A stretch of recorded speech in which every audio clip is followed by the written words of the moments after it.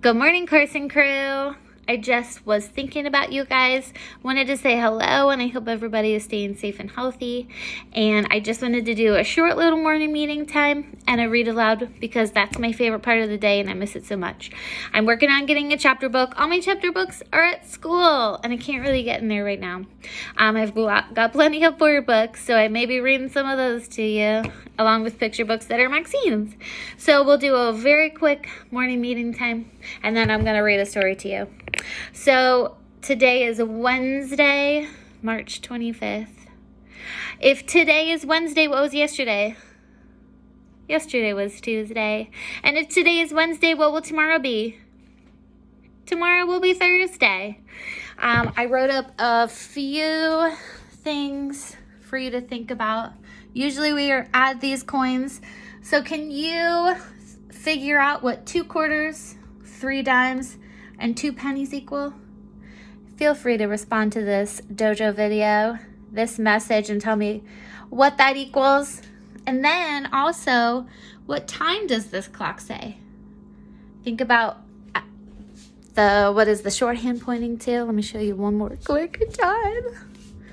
What is the shorthand pointing to? And the long hand. And then figure out what those coins are.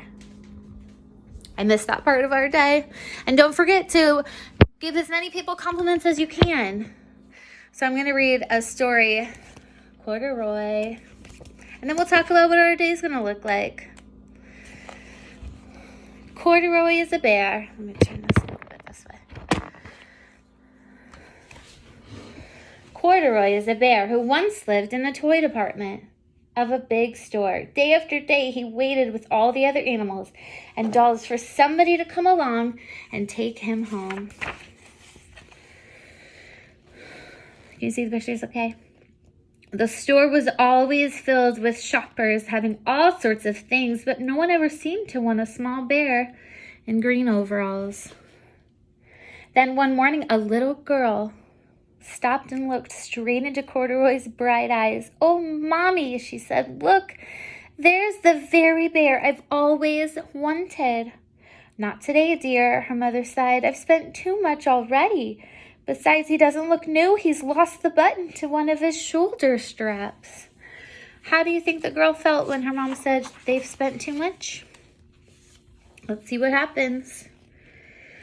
Corduroy watched them sadly as they walked away.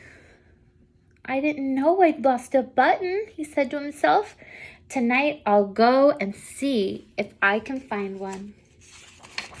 Do you think he'll find his button? I guess we'll see. Later that evening, when all the shoppers had gone and the doors were shut and locked, Corduroy climbed carefully down from his shelf and began searching everywhere on the floor for his lost button. Suddenly, he felt the floor moving under him. Quite by accident, he had stepped onto an escalator and up he went. Could this be a mountain, he wondered. I think I've always wanted to climb a mountain. Is it a mountain? He doesn't know. He stepped off the escalator as it reached the next floor, and there, before his eyes, was a most amazing sight. Tables and chairs and lamps and sofas and rows of beds. "This must be a palace," Corduroy gasped. "I guess I've always wanted to live in a palace." Where is it really? Is it a store that sells those things? He wandered around admiring the furniture. "This must be a bed," he said. "I've always wanted to sleep in a bed." And up he crawled onto a large, thick mattress. All at once he saw something small and round. "Why, here's my button," he cried, and he tried to pick it up, but like all the other buttons on the mattress, it was tied down tight. He yanked and pulled with both paws until pop, off came the button, and off the mattress Corduroy toppled. Bing! Into a tall floor lamp.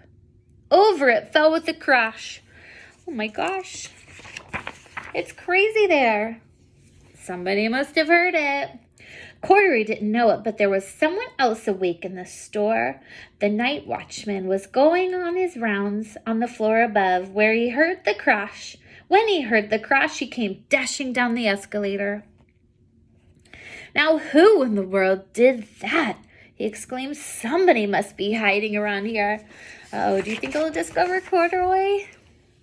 Look at his cute ears. Do you see him? He flashed his light under and over sofas and beds until he came to the biggest bed of all, and there he saw 2 fuzzy brown ears sticking up from under the cover. "Hello," he said. "How did you get upstairs?" Do you think he looks mad? I don't think he looks mad. Look at his face. Do you think he'll put him back where he needs to go? Oh, look.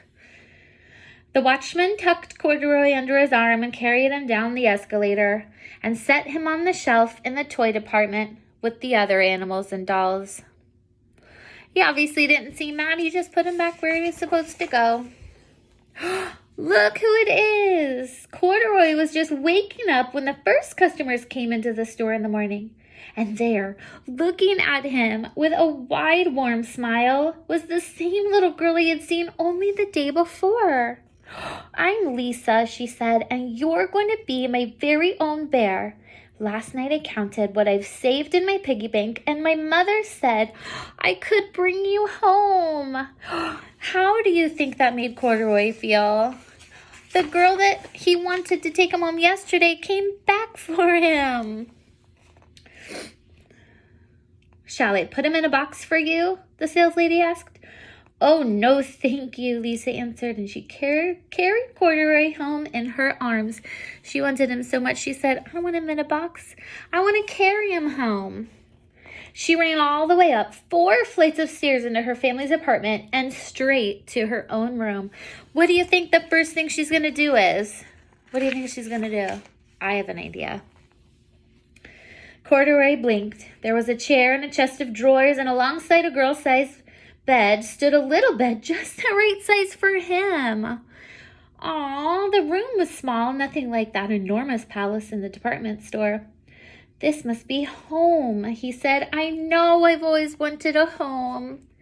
Lisa sat down with Corduroy on her lap and began to sew a button on his overalls because she knew what he needed. "I like you the way you are," she said, "but you'll be more comfortable with your shoulder strap fastened."